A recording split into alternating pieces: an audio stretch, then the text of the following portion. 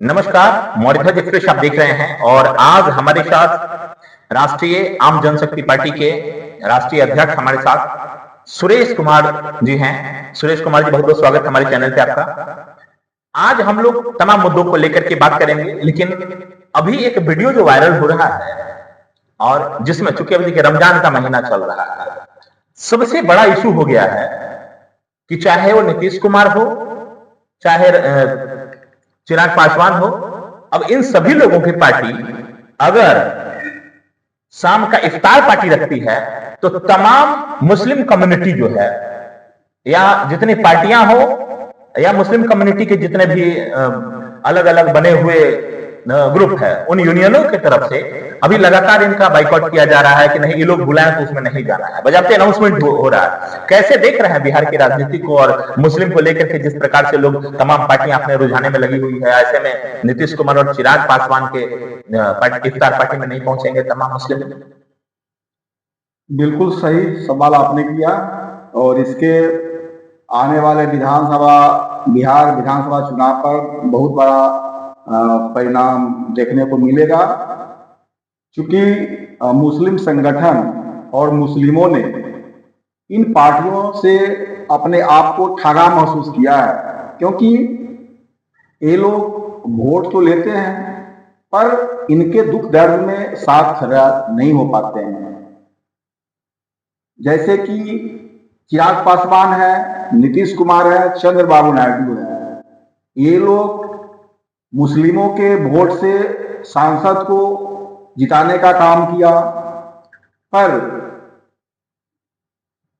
ये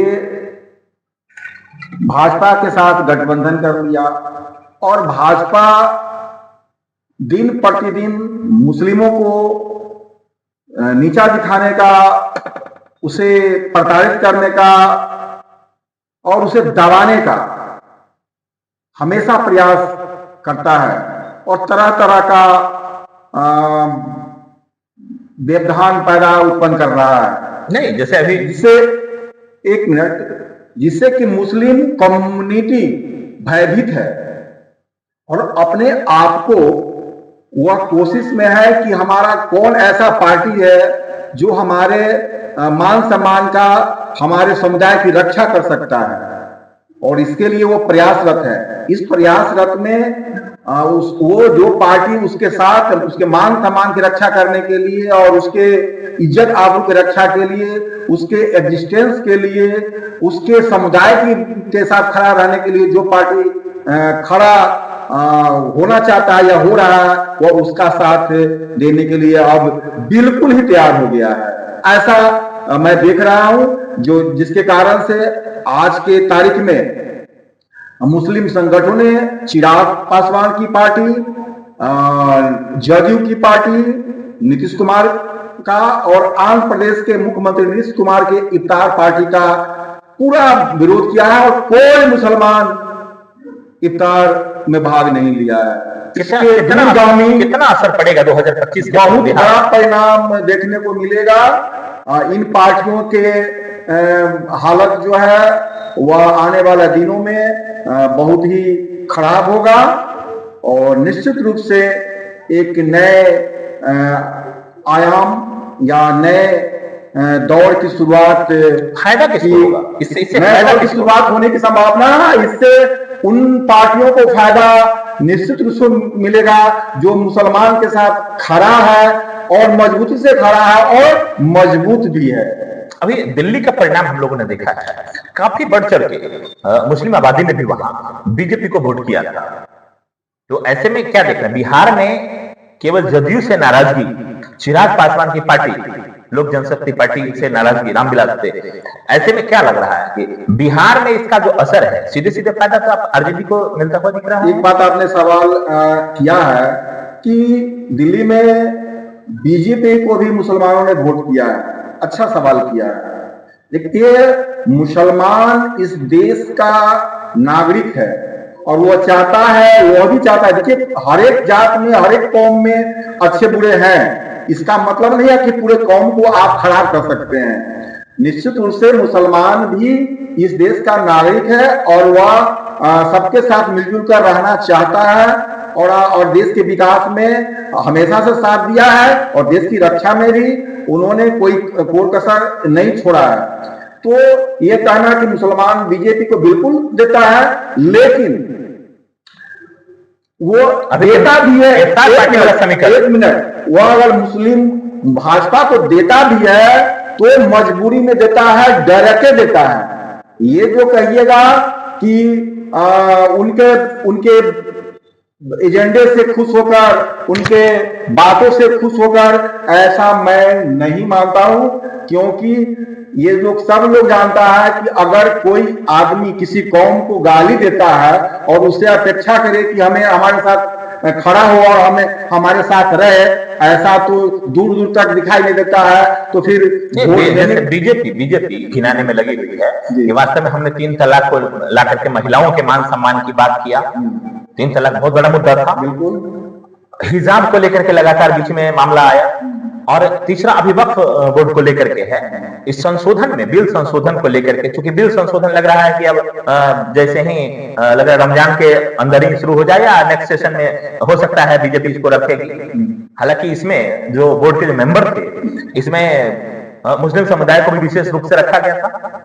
मजलिस हिंद के जो अध्यक्ष हैं, राष्ट्रीय अध्यक्ष, उनको भी रखा गया था। ऐसे में अब कहना कि नहीं, वास्तव में जो भी पार्टियां निर्णय ले रही है या सरकार जो निर्णय ले रही है, मोदी जी की सरकार, ऐसे में क्या लग रहा है कि यहां केवल बहिष्कार करना यह संकेत दे रहा है सेंट्रल को भी? बिल्कुल। देखिए, मैं जैसा समझता हूं कि जो देश में सरकार है बीजेपी की, वो केवल मुद्दों से भटकाने में महारत हासिल है। ये वक्फ बोर्ड,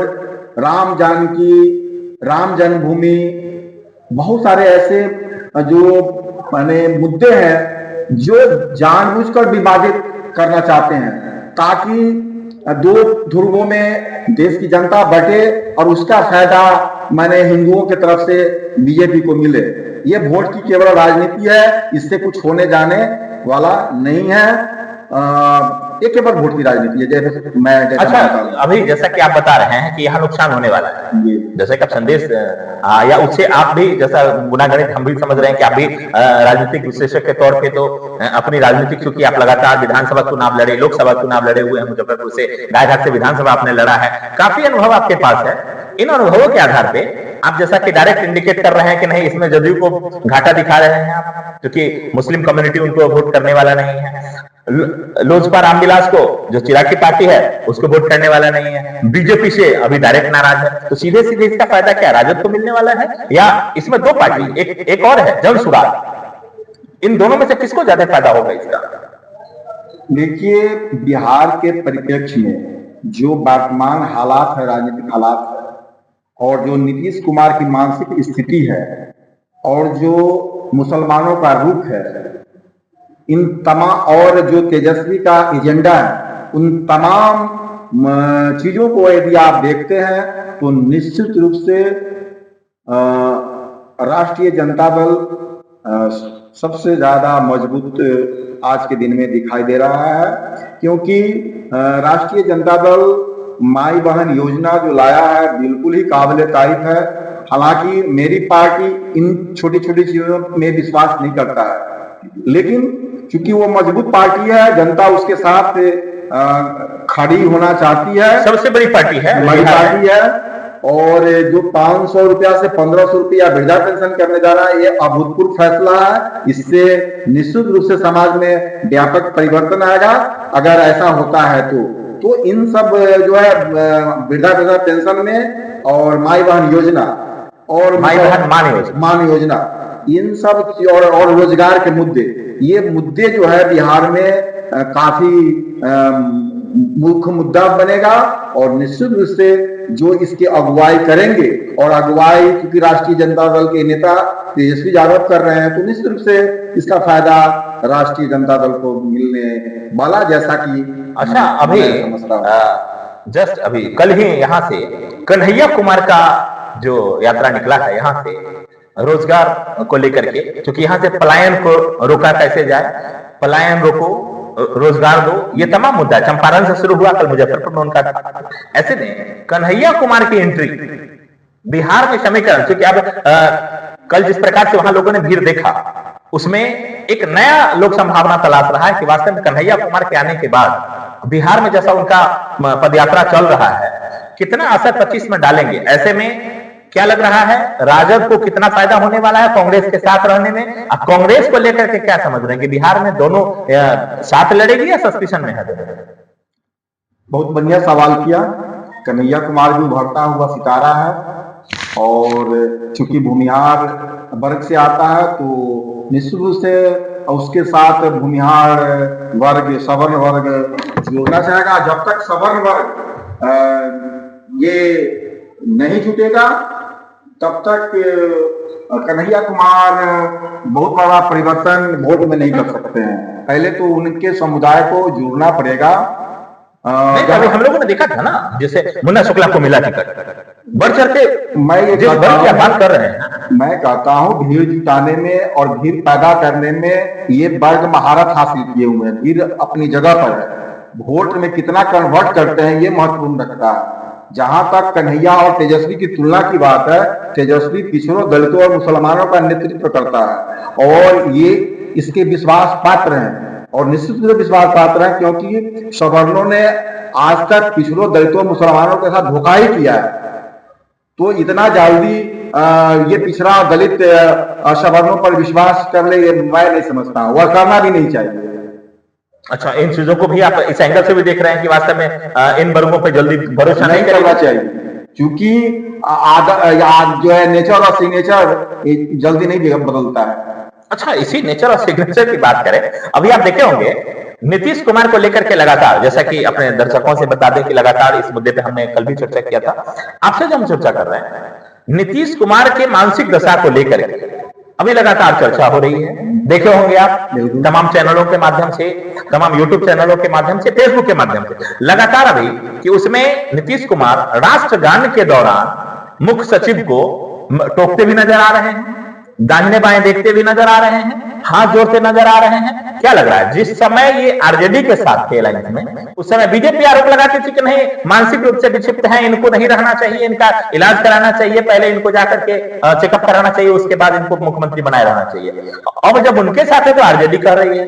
अब दोनों पार्टियां बचाव में उतरी हुई है।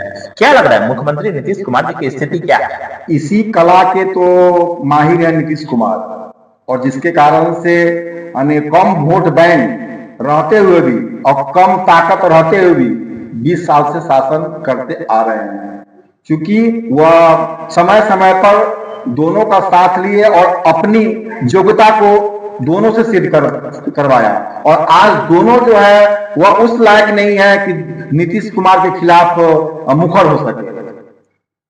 ये सबसे बड़ा सवाल कि वास्तव में जिस समय नीतीश कुमार आरजेडी के साथ थे, जिस समय यही सम्राट चौधरी आरोप लगाते थे कि मानसिक स्थिति ठीक नहीं है, इनको जब तक हम गद्दी से नहीं उतार देंगे तब तक पगड़ी नहीं खोलेंगे, जब ही उप मुख्यमंत्री बने हुए हैं, उस समय नहीं जो था कि जनसंख्या कम कैसे किया जाए उसको लेकर के बयान दे दिए थे, तो तेजस्वी यादव उससे बचाव में आ गए थे। और आज यही तेजस्वी यादव है जब इनके साथ नीतीश कुमार नहीं है तो ये आरोप लगा रहे नहीं, वास्तव मानसिक स्थिति ठीक नहीं है। दूसरी तरफ लालू यादव जी कहते हैं कि नहीं, आने के दरवाजा खुला हुआ है। देखिए, हम राजद और ये भाजपा की बात तो मैं नहीं कहूंगा, लेकिन जो कैमरे के सामने, कैमरा बहुत कुछ बोलता है, जो कैमरे के सामने में दिखाई देता है उससे साफ या झलकता है कि नीतीश कुमार की मानसिक स्थिति बिल्कुल ही ठीक नहीं है।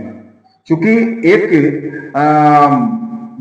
जो सही व्यक्ति होगा वह सही रिएक्ट करता है।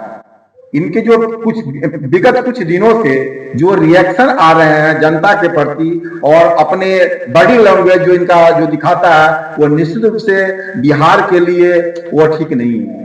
और बिहार के लोगों को मतलब इससे जो है नुकसान हो सकता है, क्योंकि जो मुखिया है अगर वही बीमार होगा तो निश्चित रूप से सरकार चलाने में दिक्कत होगी, और जिसका परिणाम झलक रहा है। आप जिस जंगल राज के नाम पर आप चिल्लाते हैं और वोट मांगते आ रहे हैं, लोगों को गुमराह करते हैं, आज जंगल राज से भी बदतर स्थिति हो गई है।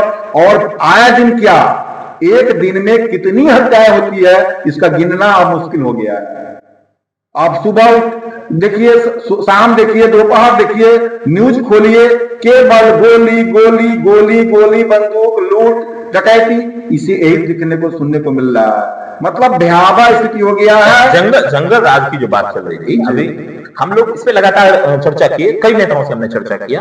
आपसे भी करें कि जब आप 20 साल रह चुके, उसके बाद भी अगर आपको 2005 की चर्चा करनी पड़ रही है, कितना विकास किए हैं ये सोचने का विषय है कि आखिर 20 साल रहने के बाद भी आपको 2005 का ही उदाहरण देना पड़ रहा है। आखिर आपने 20 साल में क्या किया, उसके बाद भी जिस प्रकार से लॉ एंड ऑर्डर का जो स्थिति है अभी बिहार में, कितना कारगर, कितने नंबर देंगे आप 100 में से? लॉ एंड ऑर्डर तो पूरा लैप्स हो गया हुआ है, इसमें मार्क्स देने की क्या बात है? 0। बिहार में आप 0 मार्क्स देंगे? 0 मार्क्स। आम आदमी का स्थिति हो गया हुआ है कि डरा समा हुआ है। ऐसे में अभी बिहार जिस प्रकार से, आप आरजेडी की बात आपने किया, आरजेडी के रुझानों में आप दिख रहे हैं कि वास्तव में आरजेडी से ताल्लुक रखने वाले लोग हैं। नहीं, ताल्लुक रखने वाली बात नहीं है। हमारी पार्टी का मानना है कि हर हाथ में रोजगार हो और हर समस्या का उपचार है। अगर नेता, देश का नेता ठीक हो, उसकी नियत और नीतियां ठीक हो, तो कोई देश का नागरिक जो है वह गरीब और बेकार नहीं हो सकता, बेरोजगार नहीं हो सकता। और कुछ हद तक हमारे विचारों से राष्ट्रीय जनता दल के नेता तेजस्वी की बातों में तालमेल खाता है।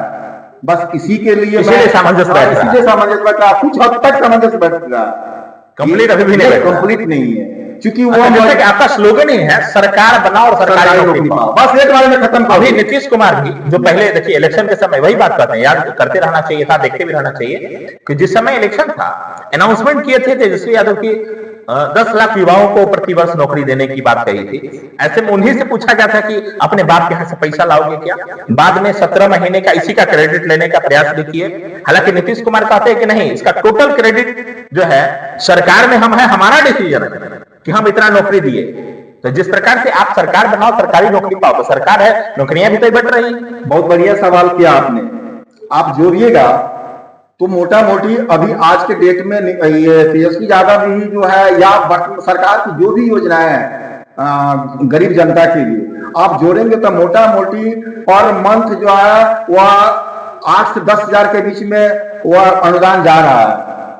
मटिया तेल, बीपीएल, ये माई बहन योजना, वृद्धा पेंशन, बिजली बिल में छूट, ये सारी 200 यूनिट बिजली, हाँ, इंदिरा आवास, इन सब सारे चीजों को आप जोड़ेंगे तो 8-10 हजार रुपया प्रत्येक महीना सरकार का खर्च आम जनता पर होने वाला है या हो रहा है। अच्छा, इन योजनाओं के माध्यम से अब बताइए पहले कि हम 8-10 हजार रुपया देकर और लोगों को केवल वोट लेने के लिए खर्च करते हैं, और उसके बावजूद भी लोगों की स्थिति में सुधार नहीं है। हम क्यों ना प्रत्यक्ष रूप से उसको हम सरकार के साथ जोड़ें और उसकी सेवा भी ले, श्रम का भी उपयोग करें देश के लिए, और उसको वाजिब उसकी मजदूरी भी दे, उसको वेतन दे।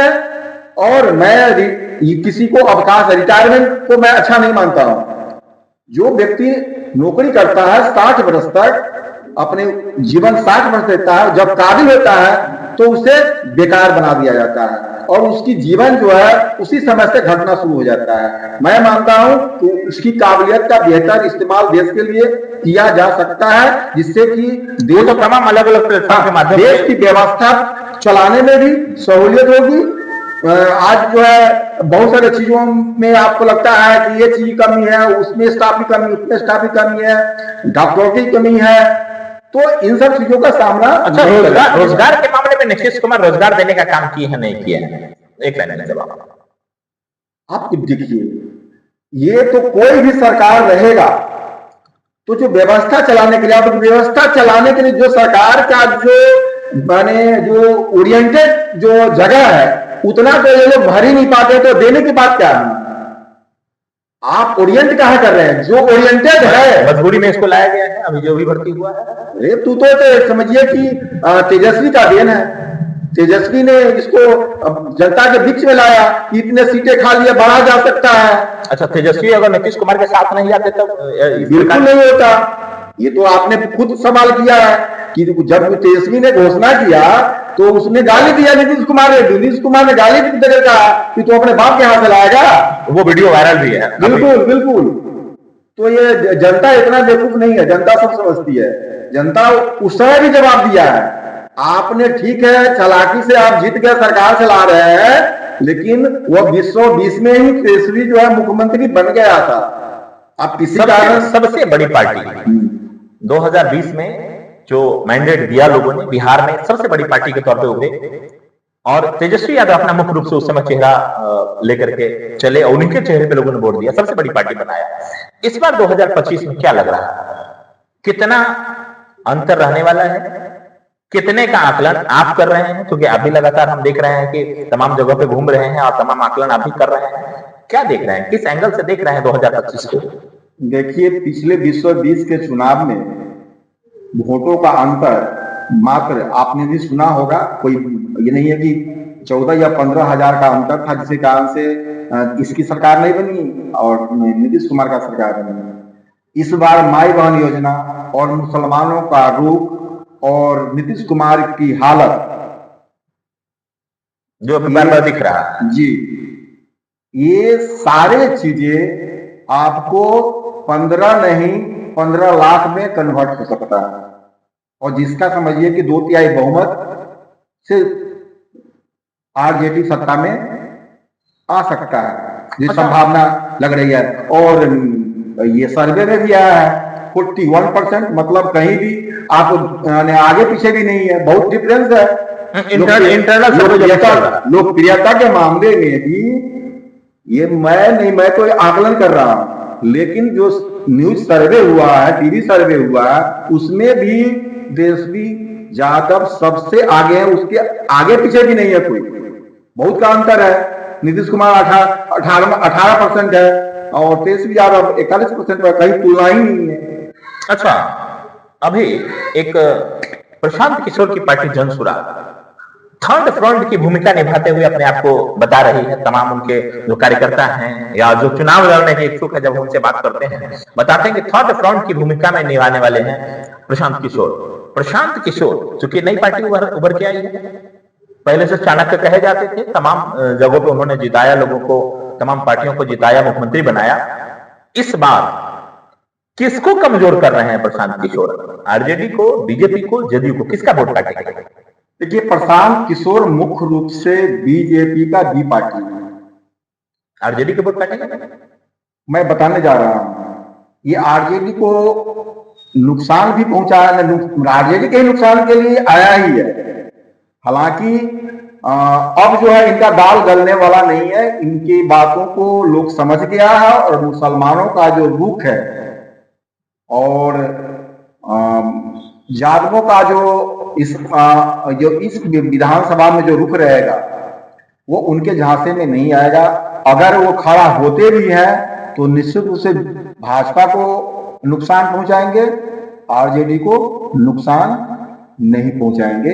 जो नुकसान पहुंचाना था, ये जो नुकसान पहुंचाना था उन्होंने बाई इलेक्शन में किया।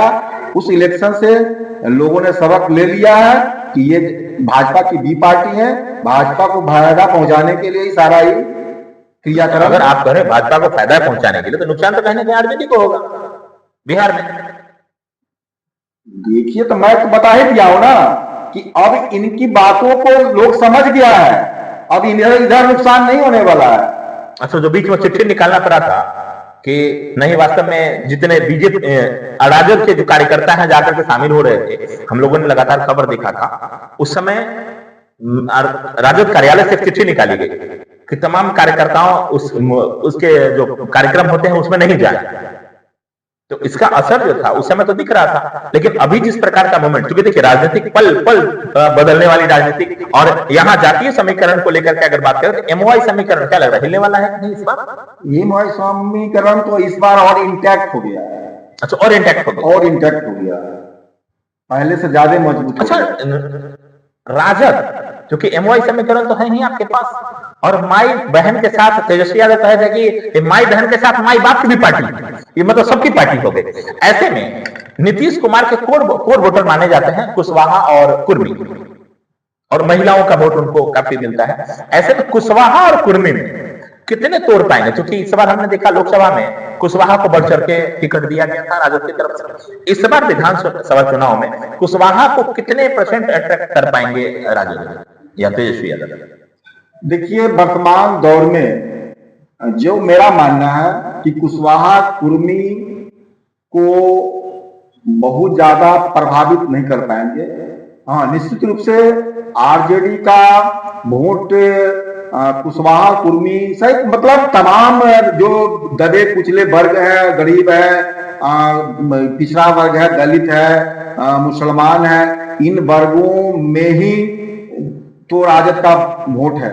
और निश्चित रूप से इन वर्गों में लालू के चाहने वालों की कमी नहीं है। किसी कारण से ये कुछ वर्ग वोट दूसरे को करते हैं, लेकिन निश्चित रूप से राजद को कम से कम सबल को कर दें तो सभी वर्गों का समर्थन प्राप्त है, और महिलाओं का तो इस बार बढ़ चढ़ कर समर्थन प्राप्त है। ये माई बहन मान योजना के माध्यम से, माई बहन मान योजना के माध्यम से, चूंकि जैसा कि वृद्धा पेंशन की बात अगर करें तो 400 से सीधे 1500, 2500 रुपया उसको लेकर के मान सम्मान को लेकर के महिलाओं के लिए, महिला को वृद्धा पेंशन, तमाम योजनाएं, सिलेंडर को लेकर के जैसे आ रही है कि सिलेंडर 500 में दिया जाएगा, 200 यूनिट बिजली फ्री किया जाएगा। ये तमाम योजनाओं को लेकर के इस बार 2025 में, हालांकि देखना बाकी है कि उस समय क्या चलने वाला है, लेकिन जैसा कि नीतीश कुमार की स्थिति और मनोदशा को लेकर के लगातार, क्योंकि उनकी जो एक्टिविटी रहती है लगातार, जिस प्रकार से उन्होंने